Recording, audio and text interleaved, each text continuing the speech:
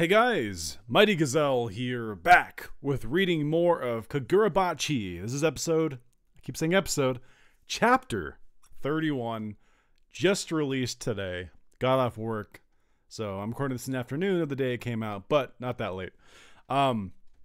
Yeah, so we're resuming the reaction series. Thank you to everyone who tuned in last week for chapter 30, the inaugural episode.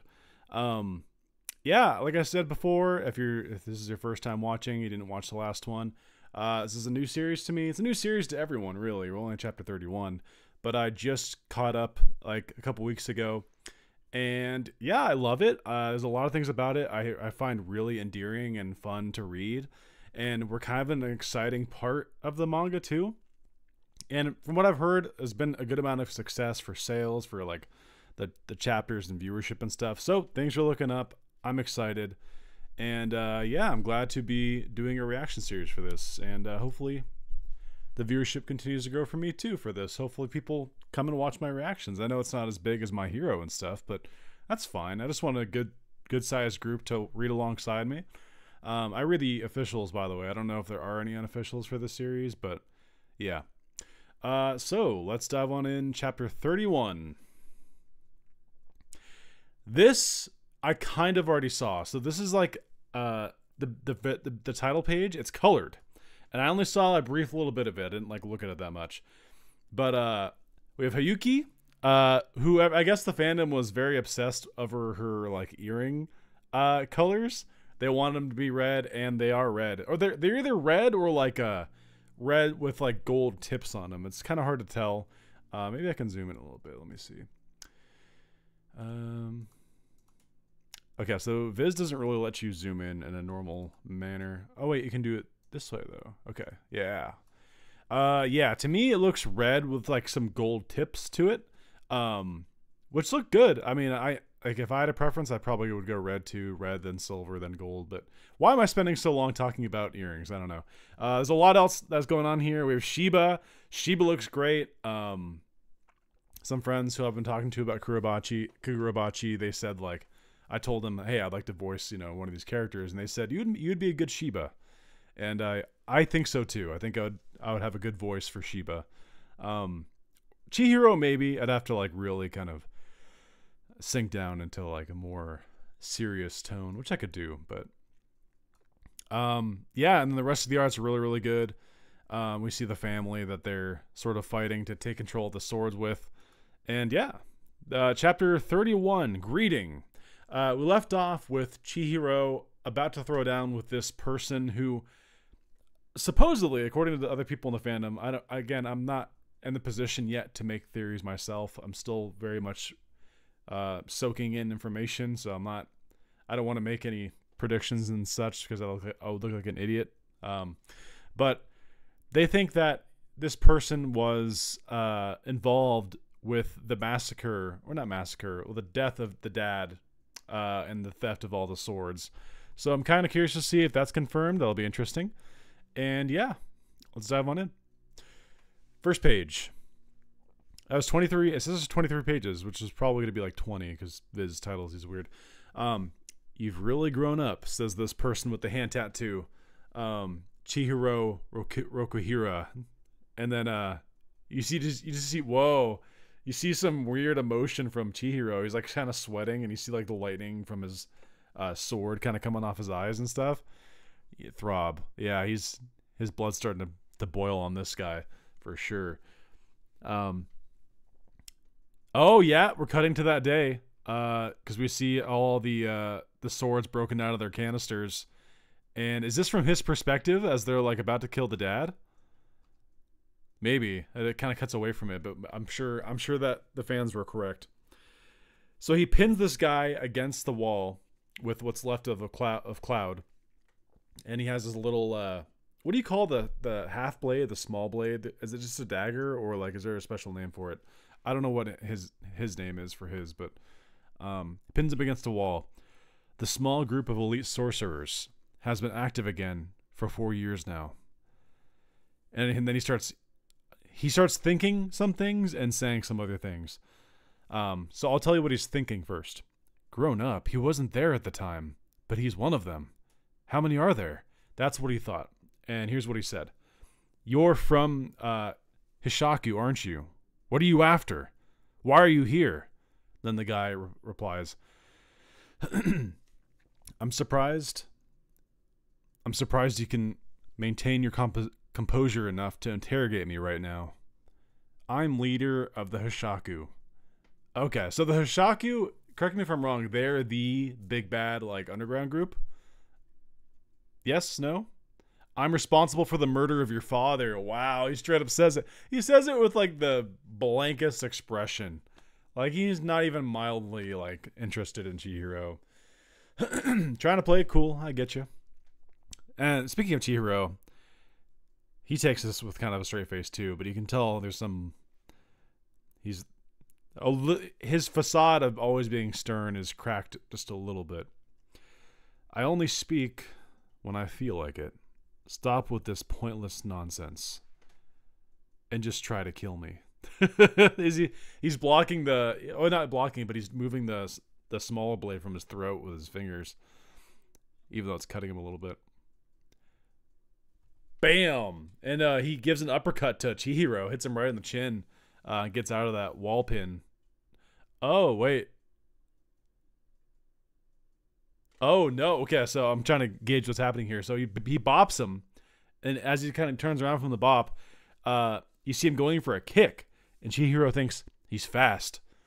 And then he dodges it using... I don't know. So the lightning gives you some kind of speed too, right? It's not just an attack. Well, it had 3 abilities. The lightning attack, rain, which was for camouflage, and mirage, not mirage, but it was like cloaking, right? And then what was the other one? I'm able to show. I'm sorry. I'm not as smart as some people are in the series. The guy he's fighting, what is his name again? He didn't say the name. He just said he's the leader of the Hishaku. So I'm gonna call him Tattoo Guy for now. He goes for... Oh, he puts his hand on Chihiro's hand as he prepares to, like, kick off the wall here. Whoa. Bam! And then kicks... Somehow... I don't know how he turns into a kick on him, but he kicks Chihiro into the vines that grew up out of the ground. The leader of the Hishaku. And then they just both kind of look at each other. The guy says, there's less output than before. Oh, the vines start growing around Chihiro, like restraining him. Is it losing power now that it's broken? Or is it because you just started using it? No. Maybe it's both.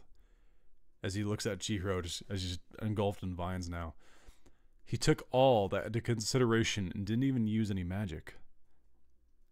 He thinks to himself.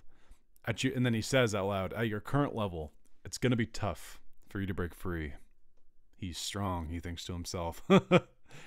Stay still. Our items are about to go on auction. We don't want anyone messing things up now. The auction's starting. So he doesn't want to hurt Chihiro? Because he's clearly going to just... Like, I feel like if this guy wanted to, he would have gone for like a lethal strike on him. But no, he kicks him into the vines and just kind of traps him. Before the auction begins, says the dad, who's running the auction, allow us to reveal our special item for today. It's going to be Chihiro's sword, isn't it? 18 years ago, Japan fell into crisis. We were attacked by an enemy. And the Seitai, I don't know how to say that correctly. Seitai War began. I'll call it that. Feel free to correct me if I'm that off. And I love how there's just bodies on the sides of people who try to get in. Why even try? You failed miserably. Despite gathering sorcerers from all over Japan, we were at a disadvantage until the hero Kunoshige Rokuhira changed everything. The dad, obviously, making the swords. Why are you putting the Shinichi up for auction? Oh, Chihiro asked, why are you putting the Shinichi up for auction? And now he thinks to himself, what's he after? What's he planning to do with the enchanted blades? Where are the other swords? How many are in his group? Did he know about me? Why is he here? What are you after? He chooses to say. Why did Sojo have the Cloud Gouger? Why? Why the Shinichi? What's his goal? Why are the enchanted blades? Why?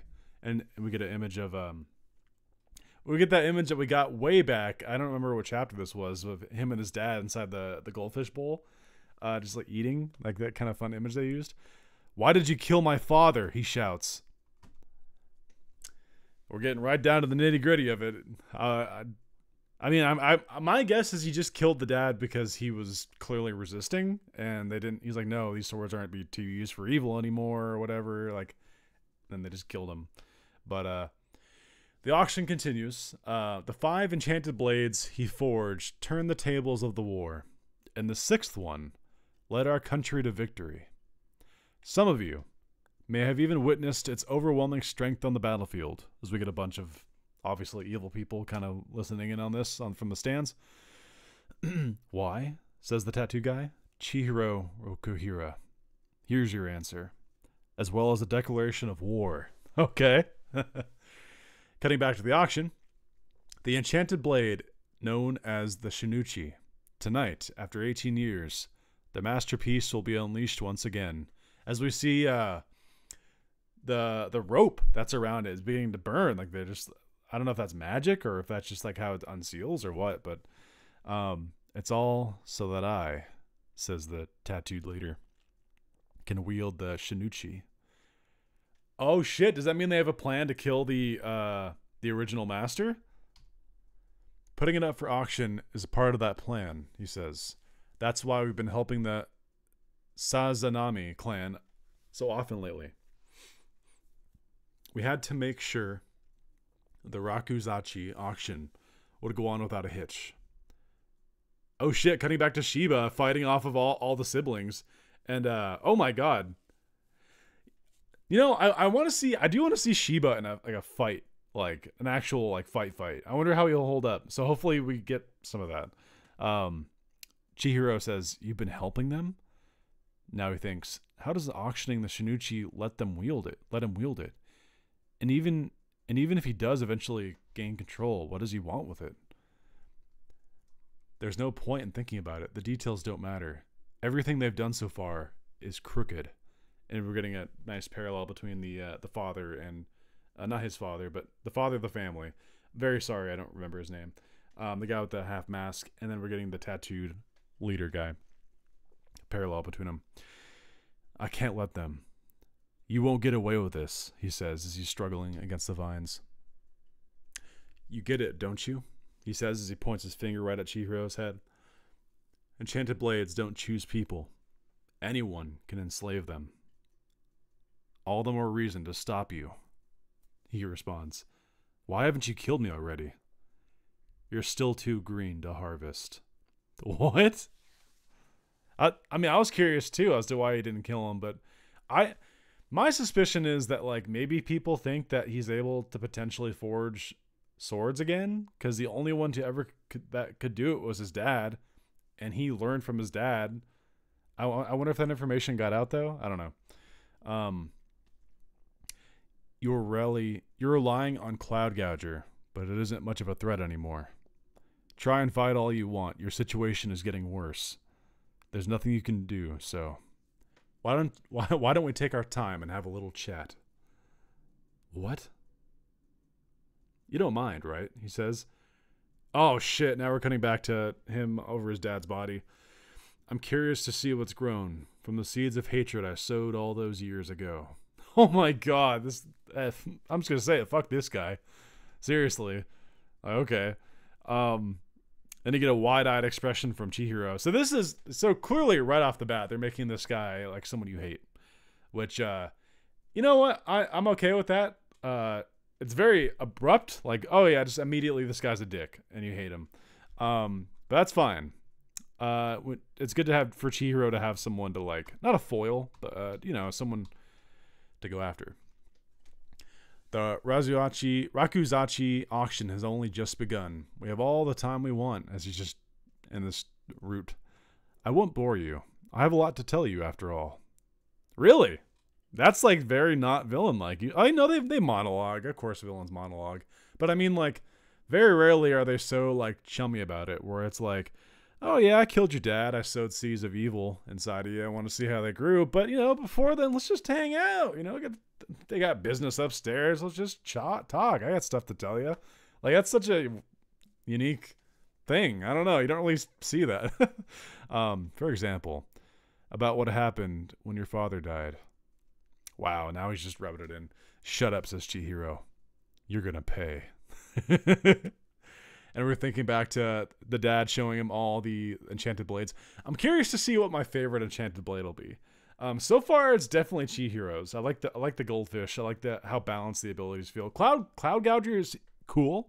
Obviously, it's broken now, but I mean, just the abilities we saw of it. So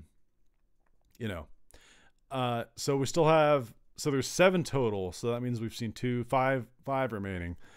So they need to be stopped. As we get a shot of Sojo and the dad, tattoo guy, and Hayuki.